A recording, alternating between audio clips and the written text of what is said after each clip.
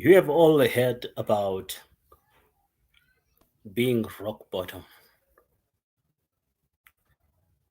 In 2008, I found myself, let me say at the end of 2007, I found myself hitting rock bottom.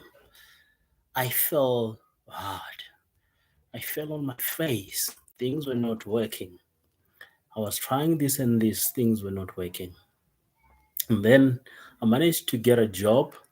And then the 2008 financial crisis came in. It came in knocking. When it knocked the business that I was working for hard, and they fell down like a domino of cards, and everything around me also fell. Not only did my pocket fall with the financial crisis, my ego, my belief, my relationships, everything that I could have fell. I was on the verge of really falling apart. I tried to look for a job, and all the companies were in distress, so I wouldn't find a job. I tried this and this, nothing was working. But the bills, they still needed to be paid. Initially, I had hope. Initially, tied up and go to the streets, go and look for a job. I looked for a job for a solid 1.5 years and nothing came. I tried every trick there is in the book. I would go knocking, and every time I knock in the door, every door was getting shut on my face. I knock on the second one, it's getting shut. I knock on the third one, the process continued until all the clothes that I had were starting to wear out.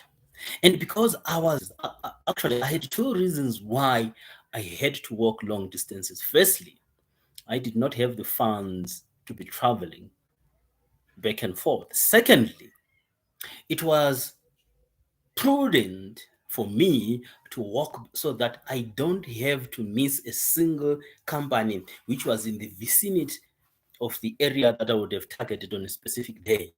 So, you know what walking does to your feet? You know what walking does to your shoes?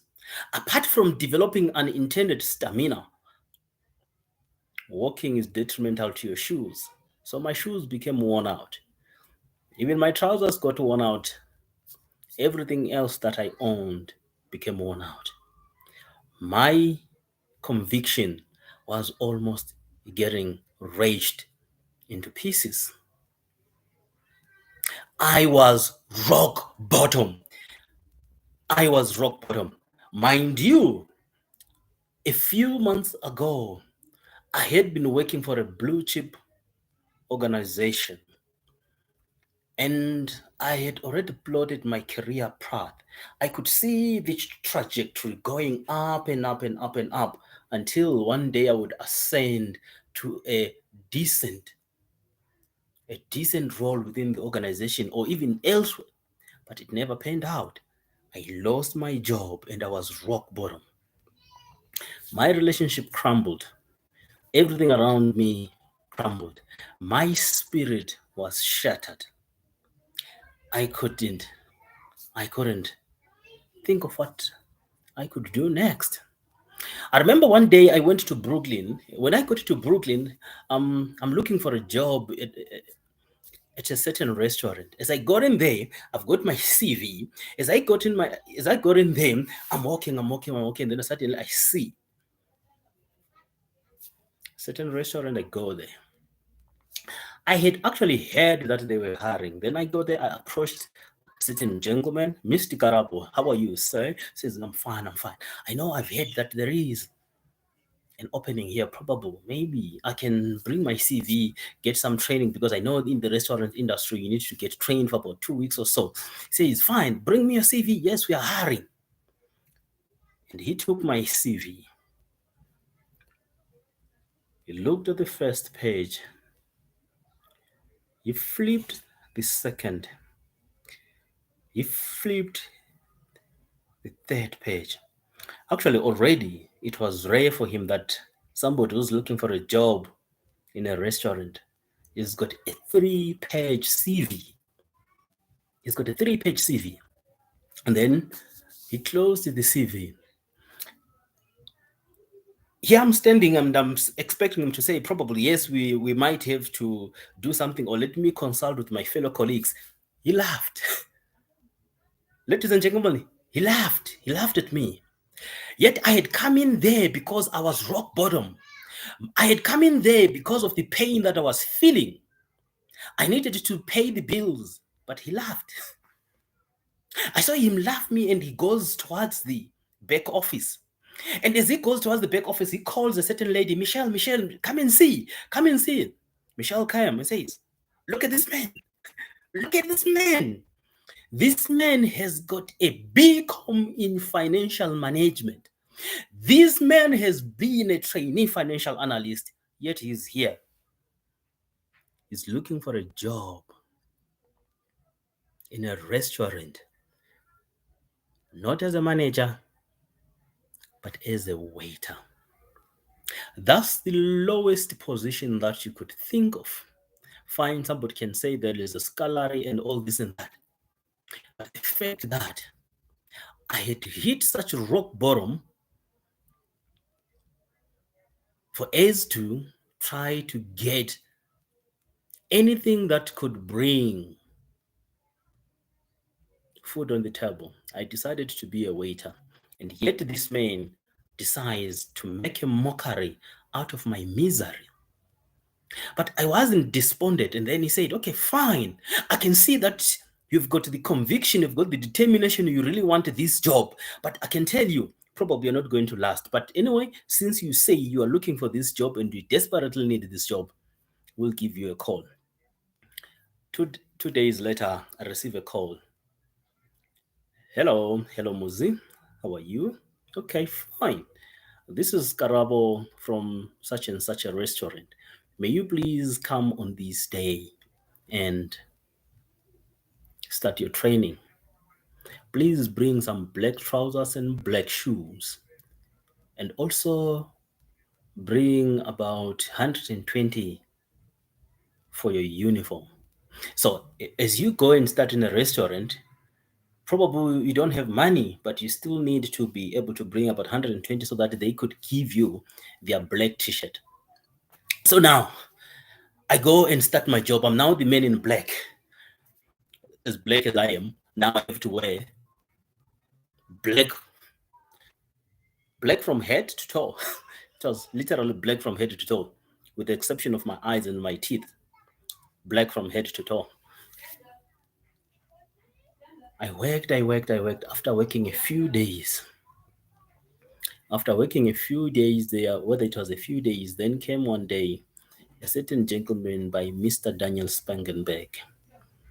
And after speaking with him for a few minutes, he says, I can notice in your language or the way you converse with me that probably you have been on a mountain and life brought you back to the dumps.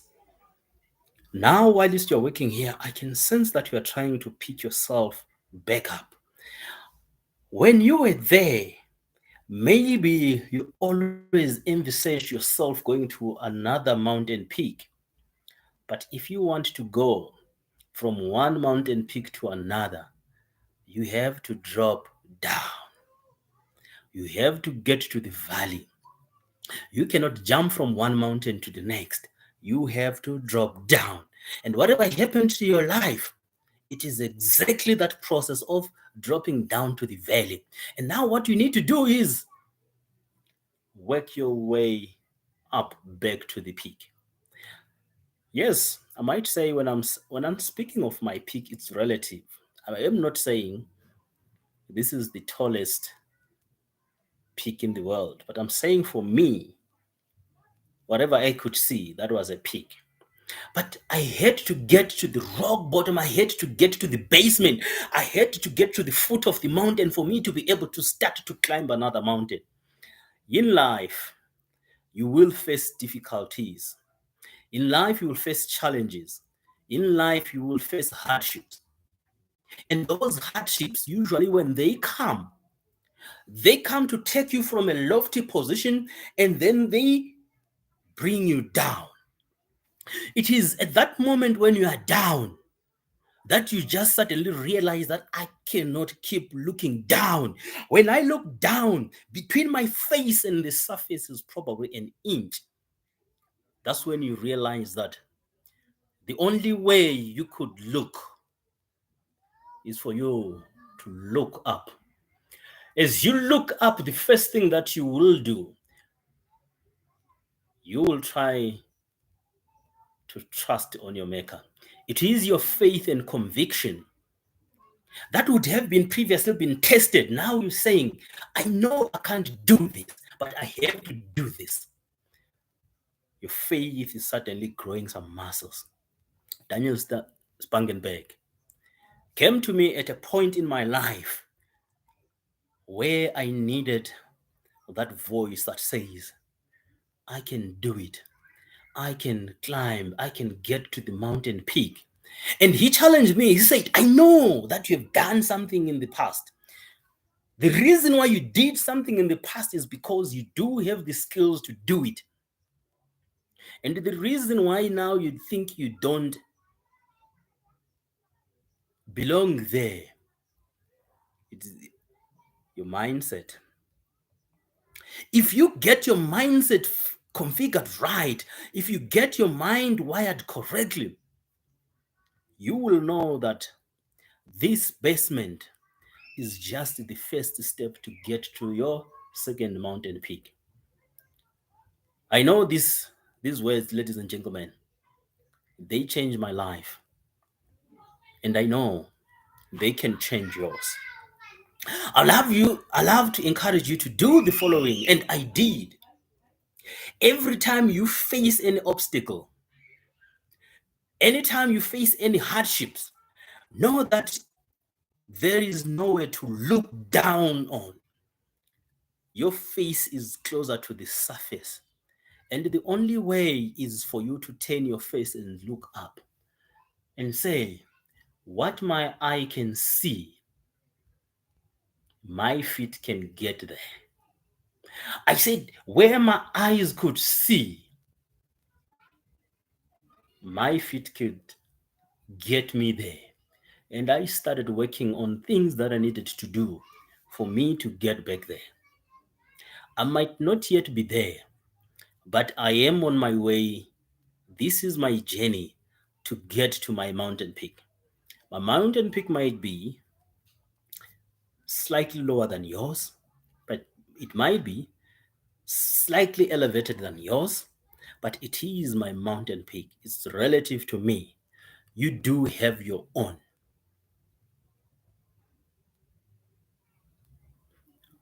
But my message is your rock bottom is the beginning of the turnaround of your fortunes. Your rock bottom is the beginning of the turnaround of your fortunes. Don't despair when you are in the dumps. Know that one day you will climb up the mountain. Thank you.